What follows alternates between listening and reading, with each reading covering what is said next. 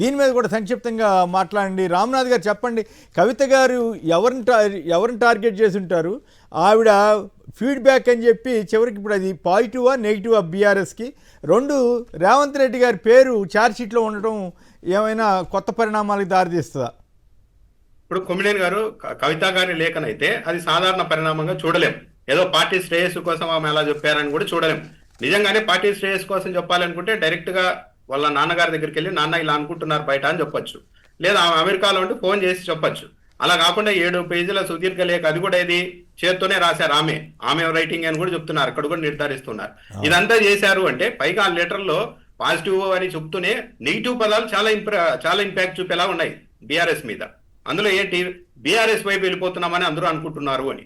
అందరూ అనుకుంటున్నారో లేదో కానీ అందరూ అనుకుంటున్నా కూడా దాన్ని ఖండించాలి. కానీ బయటికి తీసుకురా బీజేపీ వైపు వెళ్తున్నారేమో బీజేపీ వైపు వెళ్తున్నారేమో అని. At the same time Revanth Reddy గారిని మీరు పేరు పెట్టి తిట్టకుండా సంయమనం పాటించడాన్ని అందరూ హర్షిస్తున్నారు, మీరు హుందాగా ఉన్నారని ఆ విషయంలో అర్థమవుతుందని చెప్పాను. అంటే బీజేపీనేమో ఇంకా ఎక్కువసేపు తిట్టాల్సిందని చెప్తూనే రేవంత్ రెడ్డి గారిని ఆచితూచి అనడం అనేది హుందాగా అనిపించింది అంటున్నారంటే ఈమె బీజేపీ ఐడియాలజీకి కాస్త వ్యతిరేకంగా ఉన్నారనిపిస్తుంది.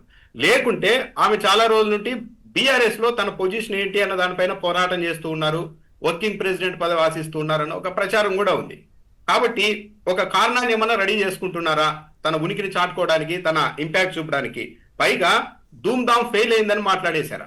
యాక్చువల్లీ అంత పెద్ద పదం వాడడం అనేది పార్టీకి పెద్ద ఇబ్బంది. దాంతోపాటు కొందరినీ కలుస్తున్నారు, అందరినీ కలవండి అన్నారు. అది ఎప్పుడైనా కానీ మన స్వీయ అనుభవాల నుంచే పక్కన వాళ్ళ అనుభవాల్ని ఒక అంచనా వేస్తాం. మీరు కొందరినీ కలుస్తున్నారు, అందరినీ కలవడం లేదు అంటే కవిత గారికి కూడా అనుకున్నంతగా యాక్సెస్ ఉండడం లేదా అక్కడ ఒక అభిప్రాయానికి కూడా ఏర్పడుతుంది.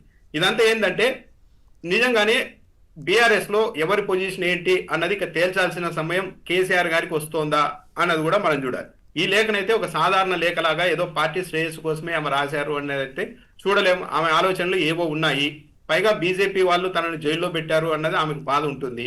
ఆ దిశగా అటువైపు వెళ్తే ఆమె పూర్తిగా వ్యతిరేకించేందుకు కూడా నేను సిద్ధంగా ఉన్నాను అని సంకేతాలు ఇవ్వదలుచుకున్నారా?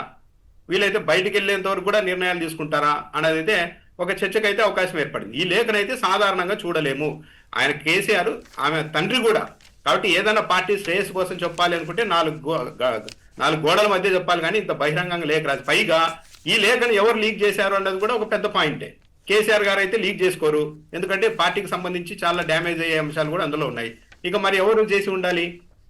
కవిత గారే లేఖ ఇచ్చారు బయటికి అంటే ఆమె ఏదో బీఆర్ఎస్ మీద ఎక్కడో ఏదో దిశగా ఒత్తిడి తెచ్చి తనకు కావాల్సింది ఏదైనా సాధించుకోవాలనుకుంటున్నారా అన్న ఒక చర్చ కూడా అవకాశం ఏర్పడుతోంది. కొమ్మినేని గారు రైట్, బాగా చెప్పారు. రేవంత్ రెడ్డి గారి పేరు ఛార్జ్షీట్ లో ఉండటం మీద మీకేమనిపించింది? అంటే ఇప్పుడు దూకుడుగా ఉన్న కాంగ్రెస్ ముఖ్యమంత్రుల్లో ఆయన ఒకరు కాబట్టి ఇక ఆ దిశగా టార్గెట్ చేస్తూ ఉండవచ్చు, తీసుకెళ్లొచ్చు. మరి ఏం జరుగుతుంది అన్నది మనం చూడాలి. కొమ్మినేని అట్లా కాదు, ఇక్కడ ఒక ఇంట్రెస్టింగ్ ఆస్పెక్ట్ మీకు గుర్తు చేయాలి. ఓటుకు నోటు కేసులో చంద్రబాబు నాయుడు గారి పేరు కూడా 33 సార్లు ఛార్జ్షీట్లో ప్రస్తావించారు తప్ప నిందితుల జాబితాలో చేర్చలా. ఇప్పుడు అంటే చేర్చలిస్తే చేర్చవచ్చు, కానీ ఇప్పుడు కూడా ఈ రకంగా ఆయనతో పాటు మరొక 2-3 పేర్లు ప్రస్తావించారు కదా. సో వాళ్ళని బెదిరించడానికి ఏమన్నా వాడుకుంటారా? ఈడీ మీద రకరకాల విమర్శలు కూడా వస్తున్నాయి కదా. సో ఆ నేపథ్యంలో రేవంత్ రెడ్డి గారికి ఇబ్బంది వచ్చే అవకాశం ఉందా? అట్లాంటిది ఏమి ఉండకపోవచ్చా? మేబీ మీరు చెప్పింది కూడా ఉండొచ్చు. కంట్రోల్లో చేయడానికి, కంట్రోల్ పెట్టడానికి, మీకు నేను ఇరికించడానికి కూడా ఒక ఆప్షన్ ఉంది, ఆలోచించుకో అని ఏమైనా సిగ్నల్స్ ఇస్తూ ఉన్నారేమో, అది కూడా ఉండొచ్చు. రాజకీయాలు ఇవన్నీ కామన్ గా జరుగుతుంటాయి కదా కొమ్మినేని గారు. రైట్.